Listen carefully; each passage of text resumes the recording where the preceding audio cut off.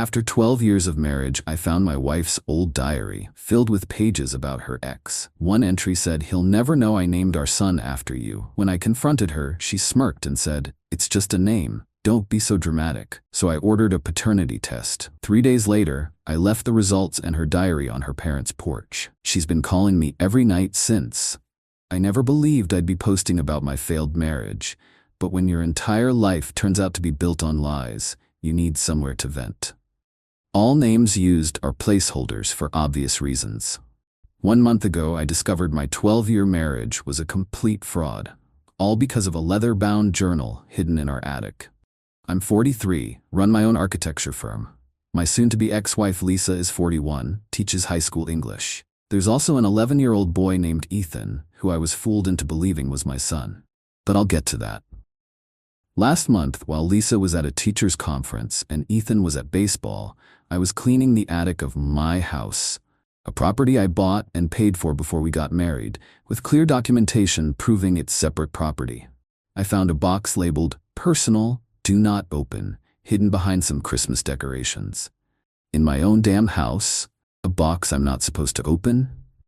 That raised immediate red flags. Inside was a journal. When I opened it, a photo fell out. Lisa wrapped around some guy I'd never seen before, looking all lovey-dovey on a beach.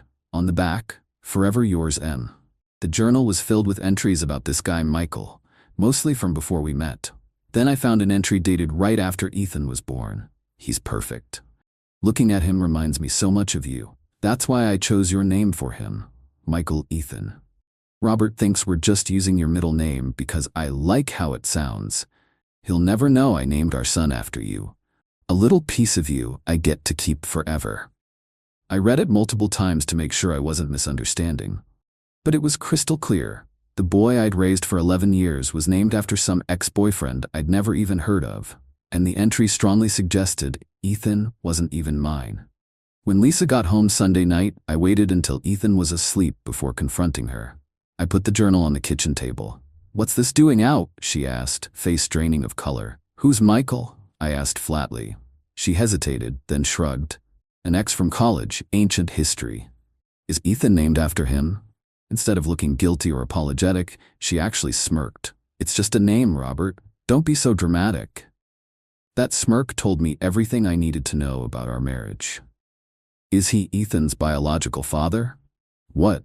No. How could you even ask that?"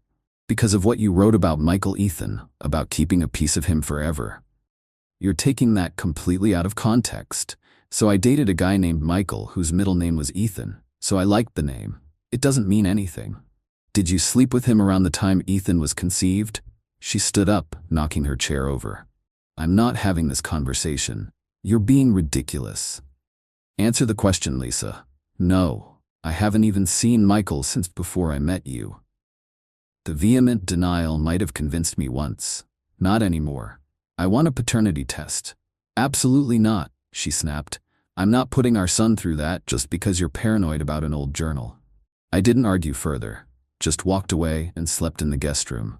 Next morning, I called my lawyer, then ordered a home paternity test kit online. Getting Ethan's DNA was simple. I told him I needed to swab his cheek for a school science project. 3 days later, I had the results. Ethan is not my biological son. I wasn't even surprised at this point. Just cold and determined. I made copies of the key journal pages and the test results, put the originals in a large envelope, and drove to Lisa's parents' house. Left it on their porch with a note. "Your daughter has been lying to me for 12 years. Ethan is not my biological son. Ask her about Michael." Then I checked into a hotel, turned off my phone, and met with my lawyer to discuss how to completely destroy Lisa in the divorce.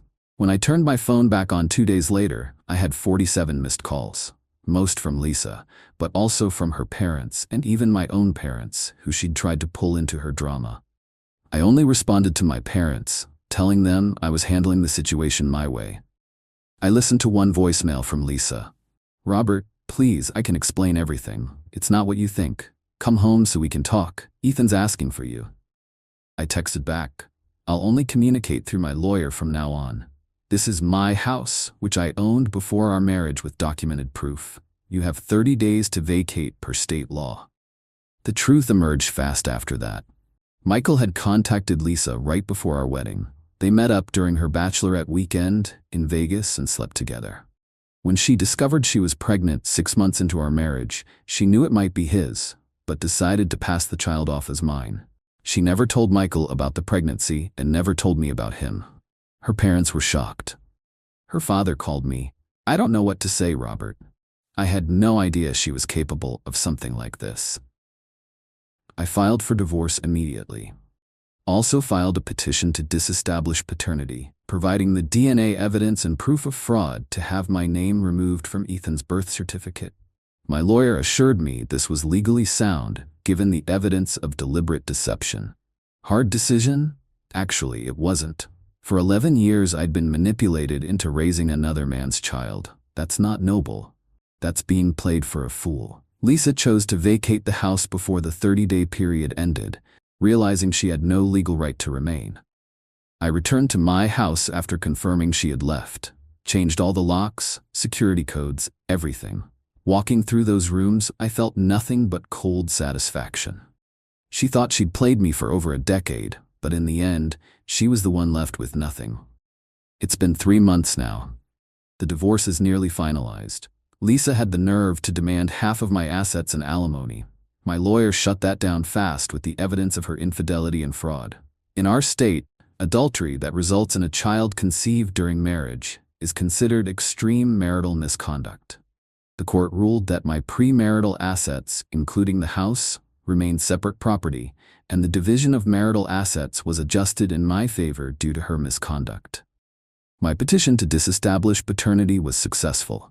With DNA evidence proving non-paternity and clear documentation of Lisa's fraud, the court removed me from Ethan's birth certificate. The judge explicitly ruled that I have no legal or financial obligation toward a child that is not biologically mine and that I was deceived into raising. Lisa still calls from new numbers every night, alternating between sobbing apologies and threats. I've documented every call as evidence of harassment. Her mother told me last week that they found Michael through social media. When confronted, he confirmed he's Ethan's biological father, then immediately signed papers acknowledging paternity but waiving custodial rights.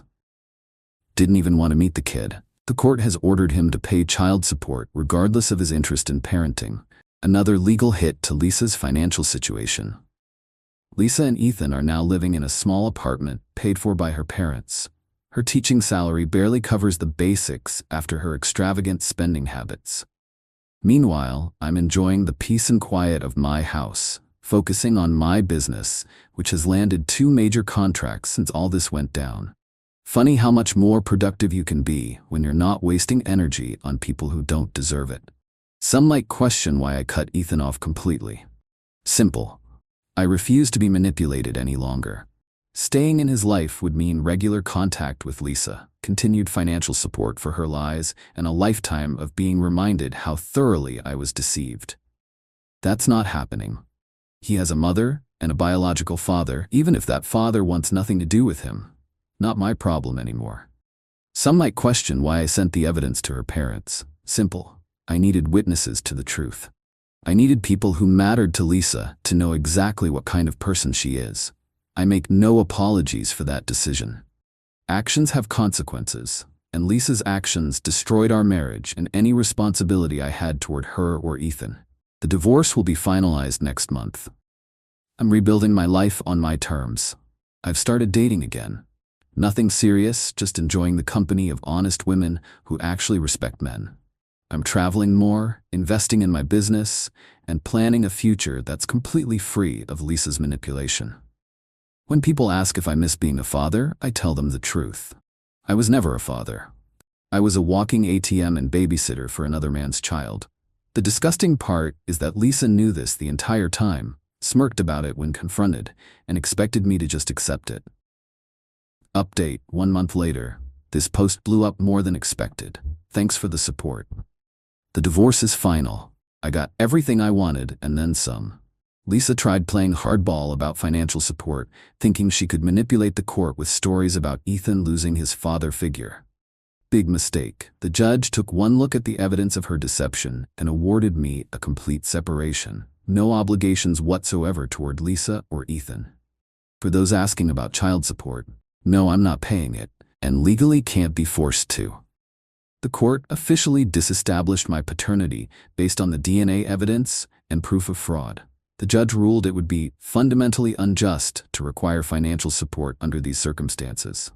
Lisa's lawyer actually had the balls to request it initially, but shut up real quick when my lawyer outlined the full extent of her fraud. To answer the most common questions: 1. No, I haven't seen or spoken to Ethan since I left. Some call that cold. I call it self-respect. I wish the kid well, but he's not my responsibility or problem. 2. Many asked why I went to her parents first. Because I wanted the truth to come from an unimpeachable source before Lisa could spin her lies. It worked perfectly. Her parents were so disgusted they didn't even try to defend her. 3. To those suggesting I should maintain a relationship with Ethan, would you volunteer to support another man's child for the next 7+ years after being deceived for 11? Would you sign up for regular interaction with a woman who lied to your face for over a decade? Didn't think so. 4. For the guys messaging about similar situations, stand your ground. Document everything.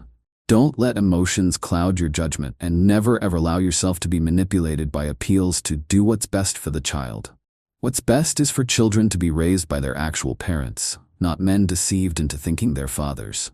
5. No, I don't feel guilty. Not even a little. I gave 11 years of my life to a lie. That's more than enough. Lisa tried reaching out through mutual friends last week, claiming Ethan is traumatized by my absence and acting out at school. Not my circus, not my monkeys. She created this situation with her lies, and now she can deal with the fallout. Her parents have actually apologized to me multiple times. They've even offered financial assistance to make things right. I declined. I don't need or want their money.